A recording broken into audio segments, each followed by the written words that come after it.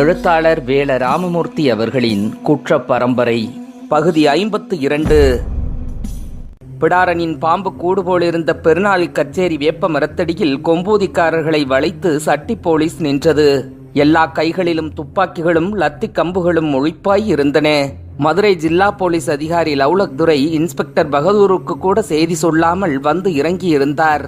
கொம்பூதியை வளைப்பதும் ஆயுத பறிமுதல் செய்வதும் சுலபமாய் நடக்கின்ற காரியமில்லை. எவ்வளவு ஆயுதப்படையை குவித்தாலும் இரண்டு பக்கமும் நிறைய உயிர் சேதமாகும். ஆனால் கொம்பூதியை வளைத்தாக வேண்டும், களவை தடுத்தாக வேண்டும்.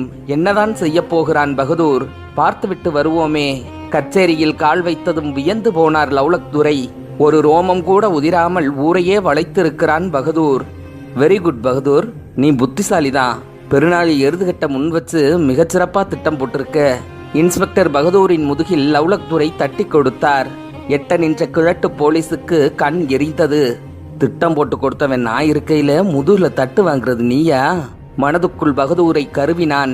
லவ்லக் துரையுடன் வந்திருந்த கமுதி கோர்ட்டார் கொம்பூதிக்காரர்களை குற்றவாளியாய் பதிவு செய்வதற்கான ஆயத்த வேளையில் மும்முரமானார்கள். கச்சேரி திண்ணையை விட்டு இறங்காமலே லவ்லக் துரை பேசிக் கொண்டிருந்தார். அருகில் பகதூர் நின்றார். இவ்வளவு பேரும் கொம்பூதிக்காரங்கதானா? ஆமாந்துரை. இதுல வேயண்ணா யாரு? அதோ நடு மையத்துல கவுந்தபடி அமர்ந்திருக்காரே அவர்தான். வேயண்ணா சம்மணமிட்டு கண்மூடி அமர்ந்திருந்தார். திடப்படுத்த முடியாமல் நெஞ்சு கலங்கி போயிருந்தது. இடுப்பில் சூரிக்கத்தி கூட கிடையாது. தெய்வத்தின் பெயரால் அழைத்து வந்து பழி வாங்கி விட்டார்கள். கண்ணசைத்தால் ஆளுக்கு 8 குரல் விலையை குதறி ரத்தம் குடிக்கக்கூடிய இளவட்டங்களை பட்டியாடாய் உட்கார வைத்து பார்க்க வேயண்ணாவுக்கு மனசு கூசியது. கொம்பூதி பெண்களும் பிள்ளைகளும் கச்சேரி வாசலில் அலைமோதி கொண்டிருந்தார்கள். லத்தி கம்பால் அவர்களை நெறித்து தள்ளியது வெள்ளை போலீஸ். கூட்டத்தோடு கூட்டமாக பெரும்பச்சேரி சனமும் நின்றது. துருவனுக்கு கண்ணீர் முட்டியது. கார்மேக ஆசாரி பரிதவித்து கையேந்தி கச்சேரியை சுற்றி சுற்றி வந்தார். பெருநாளி முக்கியஸ்தர்கள் போன போக்கு தெரியல. இப்படி நடக்கும் என்று முதல்கரை தங்கச்சாமிக்கு கூட தெரிந்திருக்கவில்லை. கொம்பூதி ஆயுதங்களை கட்டி தரதரவென இழுத்து வந்து கொண்டிருந்த குதிரைப்படையை கண்டதும் வாசற் கூட்டம் வழிவிட்டது. ஈரல் குலையையே அறுத்து இழுத்து கொண்டு வருவது போல கொம்பூதி சனம் பதறியது. இப்படி ஏமாந்துட்டோமே. அழுதால் கேவலம், ஆத்திரப்பட்டால் விபரீதம். உயிர் வற்றி கொண்டிருந்தது. குதிரைப்படை இழுத்து வந்த ஆயுதங்களை கண்டதும் லவ்லக் துரை பகதூரின் முதுகில் மறுபடியும் தட்டி கொடுத்தார். கட்டுகளை அவிழ்த்து ஆயுதங்களை குவித்தார்கள். லவ்லக் துரை மலைத்து போனார். உயிர் கொள்ளும் வகை வகையான ஆயுதங்கள் ஒவ்வொன்றையும் எடுத்து புரட்டி புரட்டி பார்த்தார். குவிந்து கிடக்கும் கொம்பூதி ஆயுதங்களையும் ஆட்களையும் சுற்றி நின்று வேடிக்கை பார்த்து கொண்டிருந்த சனங்களுக்கு கண்கள் நிலைகுத்தின. ஆத்தாடி, புல்லரித்தது. இதுநாள் வரை இப்படி ஒரு சதிவலையில் சிக்காத கொம்பூதி இளவட்டங்கள் ஒடுங்கி போய் உட்கார்ந்திருந்தார்கள். வேயண்ணா கண்களை திறக்கவே இல்லை. வேயண்ணாவின் விரல் நீளும் திசையை பார்த்தே பழகி போன கொம்பூதி இளவட்டங்கள் சலனமின்றி அமர்ந்திருந்தார்கள். கண்மூடி மௌனம் காக்கும் வேயண்ணாவை பார்க்க பார்க்க நெஞ்சு கூட்டுக்குள் உரமேறிக் கொண்டிருந்தது. கச்சேரி வாசலில் சிட்டுவை ஒரு வெள்ளை போலீஸ் லத்தி கம்பால் நெறித்து தள்ளினான். சிட்டு அந்த போலீஸை தலைகீழாக தூக்கினாள். கதிரடிப்பது போல சடாரென தரையில் அடித்தாள். லவ்லக் துரை கத்தினார். இதென்ன சத்தம்? அவங்கள அடிச்சு விரட்டுங்க. இருளப்பசாமி கோயில் பீடத்தில் கூழாணி கிழவி குப்புற விழுந்து கிடந்தாள். என்னமோ நடக்க போகுதுன்னு எச்சரிக்கை செஞ்சேனே, கேட்டீங்களா? என் வம்சம் அழிய போகுதே. கிழட்டு கண்ணிலிருந்து வழிந்த நீர்த்தடத்தில் கோயில் பீடத்து மண் ஒட்டி இருந்தது. மந்தை வேப்பமரத்தூரில் சாய்ந்திருந்த அங்கம்மாவின் வலது தொடையில் அன்னமையிலும் இடது தொடையில் இருளாயும் தலை சாய்ந்து கிடந்தார்கள். தன்போக்கில் இறங்கும் அங்கம்மாவின் கண்ணீர் குமரிகளின் தலையை நனைத்தது. சோற்று பானைகளும் கஞ்சு முட்டிகளும் தெருவெல்லாம் சிதறி கிடந்தன. தண்ணீர் முடாக்கள் நொறுங்கி பிளந்து கிடந்தன. குழம்பு சட்டிகள் எதிர்ச்சுவற்றில் வீசி அடிக்கப்பட்டு கிடந்தன. குண்டடிவட்ட நாய்கள் திண்ணைகளில் ஒடுங்கி வழிகின்ற ரத்தத்தை நக்கிக் கொண்டிருந்தன. ஓங்கிய அறிவாளோடு இமையாடாமல் கிழக்கே பார்த்து நிற்கும் இருளப்பசாமி வீடத்தை கிழவி அசைத்தாள். இருளப்பா, உன் பிள்ளைகளுக்கு இது என்ன கேடுகாலம்? குலசாமி அசையாமல் நின்றார். ஊரணிக்கரை ஆலமரத்தில் கள்ளப்பருந்துகளின் சீழ்க்கை ஒளி விட்டு விட்டு கேட்டுக்கொண்டே இருந்தது. போலீஸ் அடித்து துரத்தவும் கொம்பூதி பெரும்பச்சேரி சனங்கள் கிழித்து கிழித்து கச்சேரியை சுற்றி கொண்டே வந்தார்கள். கூட்டத்துக்குள் திருவேட்டையும் சிகப்பியும் இருந்தார்கள். கொம்பூதி கூட்டத்தோடு சேர்ந்து வையத்துறையும் பிடிபட்டு கச்சேரிக்குள் இருந்தான். கச்சேரியாய் மாறியிருக்கும் மணியக்கார வீட்டு திசைப்பக்கம், அதாவது தான் பிறந்த வீட்டின் பக்கம் இதுவரை திரும்பாதவன் வையத்துறை. தன் தாய் காலத்தியை கதவிடுக்கில் நெறித்து கொன்ற வீடு. பிறப்படுத்த நாள் முதல் வையத்துறையின் கால்மிதி படாத வீடு. வேயண்ணாவுக்கு அடுத்தபடி கவிழ்ந்தவாறு அமர்ந்திருந்தான் வையத்துறை. கச்சேரி உள்ளறைக்குள் ஆலோசனையில் இருந்த லவ்லக் துரையும் கமுதி கோட்டாரும் வெளியே வந்தார்கள். வேயண்ணா வையத்துறையின் காதில் ஏதோ சொன்னார். வையத்துறை வில்லாயுதத்தின் காதில் சொன்னான். வில்லாயுதம் கீரை சட்டியின் காதில் சொன்னான். எல்லோரும் தலையசைத்து கொண்டார்கள். 10-1A என்று எண் போட்டு ரெஜிஸ்டர் பதிவு ஆரம்பித்தது. முதல் பதிவுக்கு எழுந்தவன் வில்லாயுதம். கமுதி கோட்டார் பதிவு செய்தார். பேர் என்ன? வில்லாயுதம். தகப்பன் பேரு? வேயண்ணா. வயசு 24. ஊரு? கொம்பூதி. அங்க அடையாளம் சொல்லு. வில்லாயுதம் புரியாமல் விழித்தான். வேடிக்கை பார்த்து கொண்டிருந்த கிழட்டு போலீஸ், உடம்புல ஏதாவது தழும்பு மச்சம் இருக்குதா என்றார். வில்லாயுதத்தின் கண்ணுக்குள் மச்சம் கிடந்தது. உடம்பை போர்த்து இருந்த துணியை விளக்கினான். வலது நெஞ்சில் அரிவாள் வெட்டு தழும்பு, தோள்பட்டையில் வேல்கம்பு குத்து, கீழ்த்தொடையில் ஒரு வெட்டு. தொடைக்கு மேல் வேட்டியை தூக்கினான். கமுதி கோட்டார் கண்ணை மூடிக்கொண்டு போதும் போதும் பதிந்து கொண்டார். ரெஜிஸ்டரில் இடது பெருவரில் ரேகையை புரட்டி முடித்ததும் அடுத்த ஆள் பதிவு. பேரென்ன? வையத்துறை. தகப்பன்? திருவேட்ட. வயசு 28. ஊரு? பெரும்பச்சேரி. பதிந்து கொண்டிருந்த கமுதி கோட்டாரும் பக்கத்தில் இருந்த லவ்லக் துரையும் வையத்துறையை ஏற இறங்க பார்த்தார்கள். பெரும்பச்சேரியா? பகதூர், இவனை வெளியேத்து. லவ்லக் துரை சத்தமிட்டார். இருபுறமும் தன்னை பிடிக்க வந்த போலீஸ்களிடம் வையத்துறை திமிரினான். இந்த சட்டம் கொம்பூதிக்காரனுக்கு மட்டும்தான். நானும் கொம்பூதிக்காரன் தான். 5-6 போலீஸ்களையும் வையத்துறை உழுப்பினான். அவனை தூக்கி விட்டறிங்க. 7-8 போலீஸ்கள் சேர்ந்து வையத்துறையை தூக்கினார்கள். கதவெடுக்கில் நெறிவிட்ட காலத்தியின் சூழ்வயிற்றை சூரிக்கத்தியால் கீறி சிசுவாயிருந்த வையத்துறையை குடலும் கொடியுமாய் நினமும் நீருமாய் அறுத்து கையில் ஏந்தி இதே இடத்தில் இருந்துதான் சின்னமாமன் கோட்டையை விட்டு வெளியே விட்டெறிந்தான். கோட்டைக்கு வெளியே கூலி வாங்க காத்திருந்த திருவேட்டை பறந்து வந்த சிசுவை பனைவோலப் பெட்டியில் ஏந்தி கொண்டதும் இதே இடம்தான். சின்னமாமன் தூக்கி விட்டெறிந்த அதே இடத்தில் இன்று கொம்பூதி கூட்டத்தில் இருந்த வையத்துறையை பிரித்து போலீஸ்கள் கச்சேரிக்கு வெளியே விட்டெறிந்தார்கள். வாசலில் நின்ற பெரும்பச்சேரி சனமும் கொம்பூதி சனமும் வையத்துறையை ஏந்தி பிடித்து கொண்டார்கள். பகுதி 53.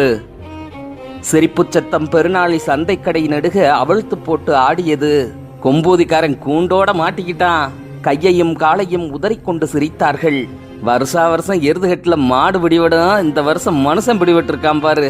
கூட்டம் கூட்டமாய் சேர்ந்து சிரித்தார்கள். ஆளுகளும் பிடிவிட்டு ஆயுதங்களும் பிடிவிட்டு போச்சு. சுத்துப்பட்டியெல்லாம் ஆட்டி படைச்சவங்க இப்ப சுருண்டுகிட்டு உட்கார்ந்து இருக்கிறது பார்க்கணுமே. 4 திக்கும் பார்த்து பொத்தி பொத்தி சிரித்தார்கள். வெள்ளக்காரன் விரிச்சவளை வீணா போவலையே. நடுக்காட்டு சந்தையை தீ வச்சு கொளுத்தி 4 மாசம் முடியும் முன்ன நரம்ப உருவி விட்டுட்டானே வெள்ளக்காரன். கண்ணீர் வர சிரித்தார்கள். எல்லாம் நம்ம நிறகுலத்தா மகிமைதான். துடியான தெய்வம். வடக்கே கம்மாய்க்குள் நிறைகுல வள்ளியம்மன் கோயில் இருக்கும் திசை பார்த்து எல்லோரும் தலைக்கு மேல் கையெடுத்து கும்பிட்டார்கள். பெரும்பச்சேரி எளிய பயல்களுக்காக கொம்பூதி கோட்டிக்கார பயலுக்கு கம்பெடுத்து வரலாமா? இப்ப பெரும்பச்சேரிக்காரன் விலகிட்டான், கொம்பூதிக்காரன் மாட்டிக்கிட்டான். அடக்க முடியாமல் சிரித்தார்கள். தினமும் சாயங்காலம் கச்சேரிக்கு வந்து கைரேகை வைக்கணுமா?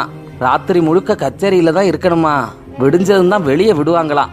கல்யாணமாகிற இளவட்டங்களுக்கு முதல் ராத்திரி கூட கச்சேரியில தானா? சீ, இதென்ன உழப்பு? கடையில் இருந்த கலப்பட சரக்குகளில் தூசி பறக்க சிரித்தார்கள். அப்போ இனிமே களவு திருட்டு நடக்காது. நஷ்டப்பட போறது நம்மூர் பச்சை முத்து தான். எப்படி? கொம்பூதிக்காரன் கொண்டு வர்ற அத்தனை நகைப்பட்டியும் அமுக்கிறது பச்சை முத்து தானே. பெருநாளியோட உறவு முறைக்கு மட்டும்தான் முதக்கரை தங்கச்சாமி. ஆனா பணங்காசுல பச்சை முத்து தான் முதக்கரை.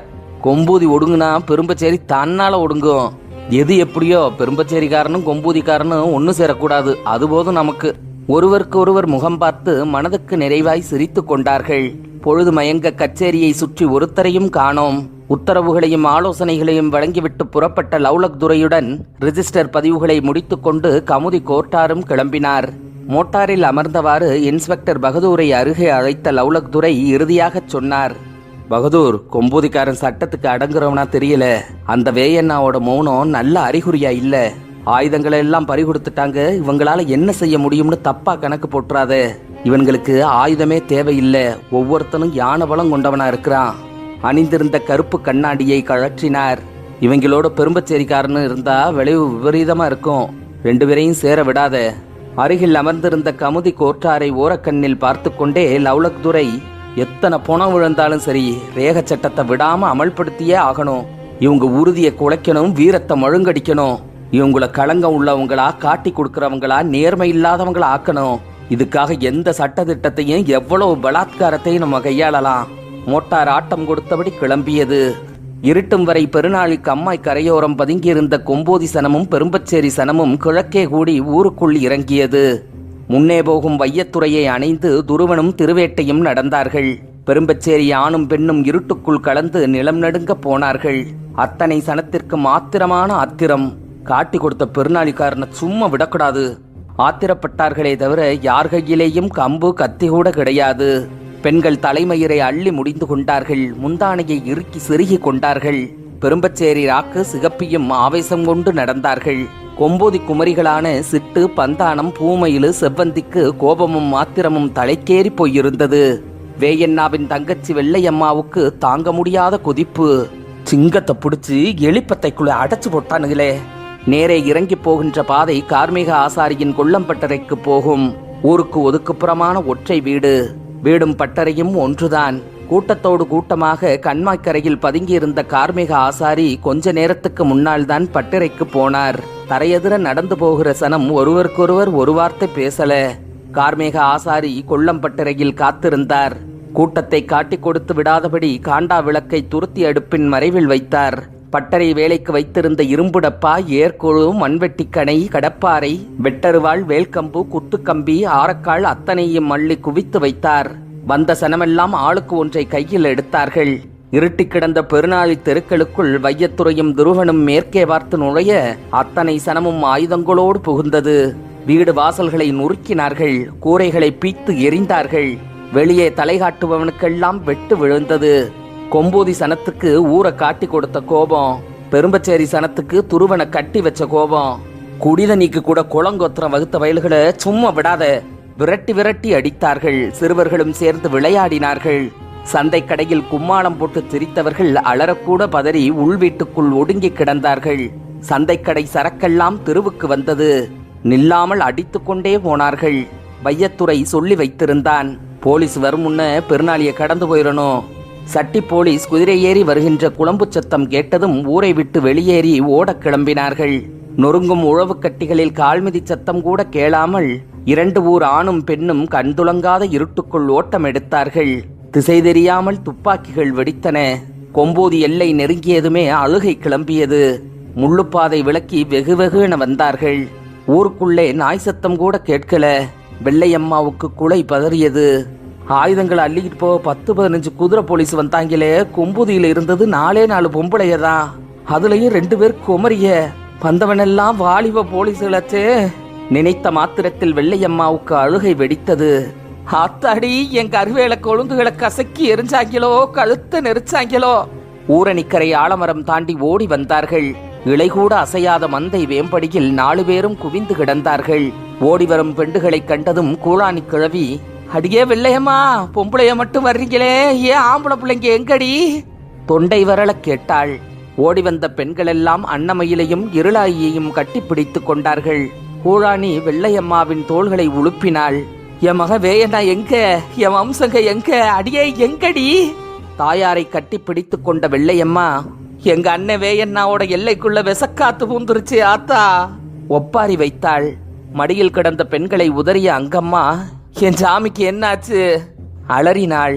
எருதுகட்டில் நடந்ததை சொல்ல சொல்ல எல்லோரும் கூடி அழுதார்கள். சிறுவர்களும் சேர்ந்து அழுதார்கள்.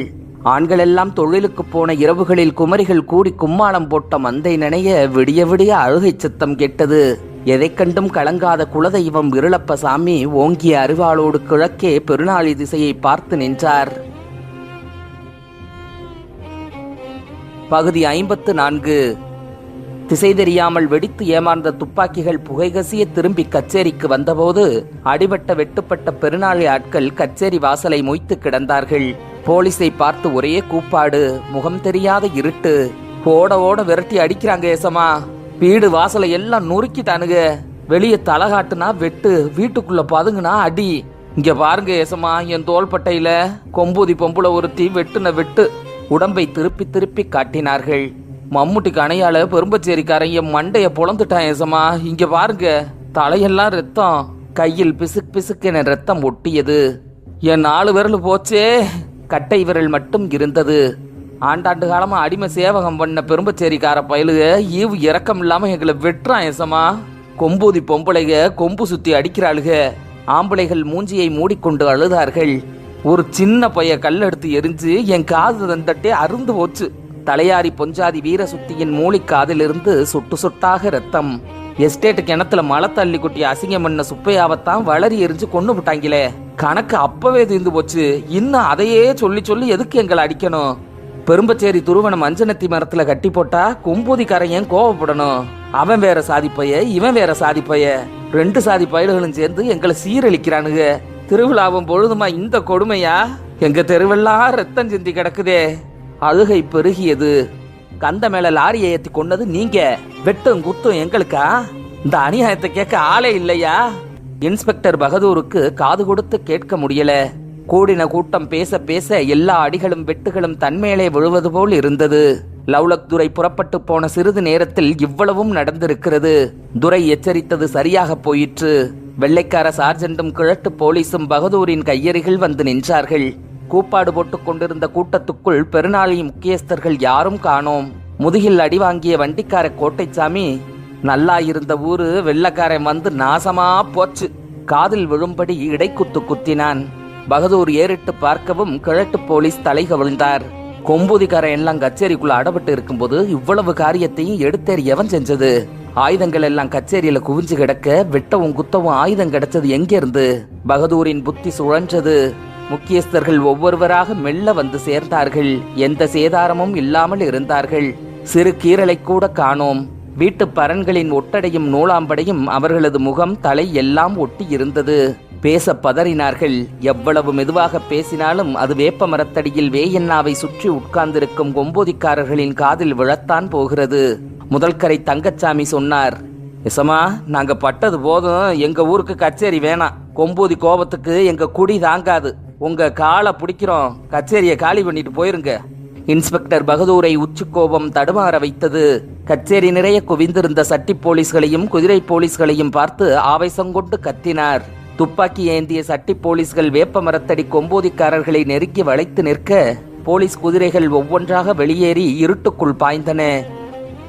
கச்சேரியிலிருந்து தூக்கி எறியப்பட்ட வையத்துறை வெகு நாளைக்கு பின்னால் தங்களுடன் வந்து வீடு தங்கியதில் திருவேட்டைக்கும் சிகப்பிக்கும் சந்தோஷம். ஆசையா ஆக்கி போட அரிசி பருப்பு கிடையாது. மதியம் எருதுகட்டு பார்க்க போகும்போது கிண்டி இறக்கி வச்சுட்டு போன கேப்பக்கூழு இறுகி கிடக்குது. சட்டி நிறைய கரைத்து 2 வெள்ளைக்கட்டியையும் கொண்டு போய் மகனுக்கு முன்னால் நீட்டினாள். கேப்பை கூழுக்கும் வெள்ளைக்கட்டிக்கும் அவ்வளவு ருசியா இருக்கும். என் ராசா, ஆத்தகையால கஞ்சி குடிச்சு எத்தனை நாளாச்சு, குடிப்பா குடி. மண் சட்டியை வாயோரம் கொண்டு போனாள். இன்னொரு பக்கம் திருவேட்டை உட்கார்ந்து கொண்டு, என் சிங்கம் குடிப்பா. வையத்துறையின் நெஞ்சை தடவினான். வையத்துறைக்கு மனசு லைக்கல. பெருநாளியை அடித்து நொறுக்கிவிட்டு இருட்டுக்குள் விழுந்து 2 ஊர் சனமும் ஓடி வந்தது. பெரும்பச்சேரி சனம் இங்கேயே பிரிந்து கொள்ள கொம்பூதிக்கு போயிருப்பது பொம்பளைகள் மட்டும்தான். ராத்திரியோடு ராத்திரியாக கொம்பூதிக்கு போலீஸ் போனால் பொம்பளைங்க கதி என்ன ஆகும்? ஏ ராசா குடிப்பா. ஆத்தா சொல்லுக்காக ஒரு வாய்க்கூழை குடித்து விட்டு வையத்துறை எழுந்தான். ஏண்டா சாமி? அப்பனும் ஆத்தாவும் திகைத்து போய் கேட்டார்கள். கொம்பூதிக்கு போலீஸ் போனாலும் போகும், ஊர்ல ஒரு ஆம்பளை கிடையாது. நானும் துருவனும் கொம்பூதி போறோம். ஒருவேளை பெரும்பச்சேரிக்குள்ள போலீஸ் நுழைஞ்சா கையில இருக்கிற கம்பு கத்திய வச்சு சனங்களை நீங்க காப்பாத்துங்க. குடிசை வாசலை நீங்கி வையத்துறை வெளியேறினான். துருவனின் குடிசைக்குள் சின்ன விளக்கு எரிந்து கொண்டிருந்தது. சுற்றி கட்டிய சிறு கயிற்று வட்டத்துக்குள் கொம்போதி இளவட்டங்கள் அடங்கவில்லை. நடு மையத்தில் வேயண்ணா இருந்தார். ஒரு கையில் துப்பாக்கி, மறுகையில் லத்தி கம்போடு சட்டி போலீஸ் கயிற்று வட்டத்தை சுற்றி சுற்றி வந்தது. வட்டத்துக்கு வெளியே கால்பதிக்க பார்ப்பவர்களுக்கு லத்தி கம்படி விழுந்தது. நெருங்குடா டேய் நெருங்குடா. ஓங்கி ஓங்கி அடி விழுந்தது. 10 பேர் உட்கார முடியாத சிறிய கயிற்று வட்டத்துக்குள் 30 பேரை திணித்து நெருக்கடா நெருக்கடா என்று துப்பாக்கி கட்டையால் அரைந்தார்கள். எருதுகட்டில் மாட்டுக்கொம்பு குத்தி குடல் செறிந்த ஊமையன் நரிவேலு கூட்டத்துக்குள் நசுங்கி சிரமப்பட்டான். குடலை சேர்த்து வைத்து கட்டிய துண்டு நழுவியது. 30 பேரை சுற்றி வளைத்து 100க்கும் கூடுதலான போலீஸ்கள் வட்டம் போட்டார்கள். இன்ஸ்பெக்டர் பகதூருக்கு கோபம் கொம்பேறி போயிருந்தது. துரையின் கோபத்தை புரிந்து கொண்டு லத்தி அடி வலுத்தது. கிழட்டு போலீஸ் கிடுகிடுத்து போய் நின்றார். கண்ணு மண்ணு தெரியாம அடிக்கிறானுங்களே, கொம்பூதிக்காரன் கோபம் யார் மேல திரும்ப போகுதோ. முன்னே வராமல் கூட்டத்தோடு கூட்டமாக கண்மறைவாக நின்றார். வெள்ளைக்கார போலீஸ்கள் நெருங்குடா நெருங்குடா சதைதறிக்க அடித்தார்கள். எல்லாவற்றிற்கும் வேயண்ணாவின் கண்ணசைப்பை எதிர்பார்க்கும் 9 இளவட்டங்கள் பொறுமை இழந்தார்கள். இருட்டை கடந்து வையத்துறையும் துருவனும் கொம்போதியை மிதித்தார்கள். வையத்துறை கையிலே வெட்டருவாள், துருவன் கையில் குத்துக்கம்பு. இரண்டுமே கார்மேக ஆசாரியின் பட்டறையில் எடுத்தது. ஊருக்குள்ள வேற கையாயுதம் கிடையாது. இந்த 2 உருப்படியால எத்தனை போலீஸை சமாளிக்க முடியும்? புத்திசாலித்தனமா பொண்ணு பிள்ளைகளை காப்பாத்தணும். யோசித்தவாறு மந்தையில் இறங்கிய வையத்துறையை கூழாணி கிழவி அடையாளம் கண்டுகொண்டாள். கொம்பூதி பெண்களெல்லாம் மந்தையில் கூடி அழுது கிடப்பதைக் கண்டதும் வையத்துறைக்கு நெஞ்சு கலங்கியது. அடமானே வையத்துறை! கூழாணி அங்கிருந்தே ஒப்பாரி வைத்தாள். நீ குடியமர்த்தி வச்ச கொம்பூதி இப்படி கொடசாஞ்சி கிடக்குதுடா மவனே. ஐயோ ஆத்தா! நெஞ்சு அடைக்க கத்திக்கொண்டு ஓடி வந்தான் வையத்துறை. கூட்டமே வெடித்து அழுதது. துருவன் ஒரு பக்கம் அழுதான். எப்போ வையத்துறை, என் மகன் வேயண்ணா எங்க? நம்ம பிள்ளைகளுக்கு என்ன ஆச்சு? கூழாணி வையத்துறையின் முகத்தை வருடினாள். நம்ம ஐயாவுக்கு ஒன்றும் ஆகாதாத்தா, எல்லாரும் வந்துருவாங்க, யாரும் பதற வேணாம். சுதாரித்து கண்களை துடைத்து கொண்டான். பெருநாளியை அடிச்சு நொறுக்கிட்டு வந்துட்டோம், போலீஸ் வந்தாலும் வரலாம், எச்சரிக்கையா இருக்கணும். வையத்துறை சொல்ல சொல்ல சனம் உன்னிப்பாக கேட்டது. எல்லாரும் போய் அவங்க வீட்டுல இருங்க, நானும் துருவனும் மட்டும் இங்கேயே இருக்கோம். போலீஸ் வந்தா கொம்பு எடுத்து ஊதுவோம். கொம்பு சத்தம் கேட்டதும் எல்லாரும் வீட்டை விட்டு வெளியேறி இருட்டுக்குள்ள ஓடணும். போலீஸ் கையில யாரும் சிக்கிர வேணாம். குலைபதர சனம் கேட்டுக்கொண்டிருக்கும் நேரம் குதிரை போலீஸ்கள் பெரும்பச்சேரியை நெருங்கி விட்டிருந்தார்கள்.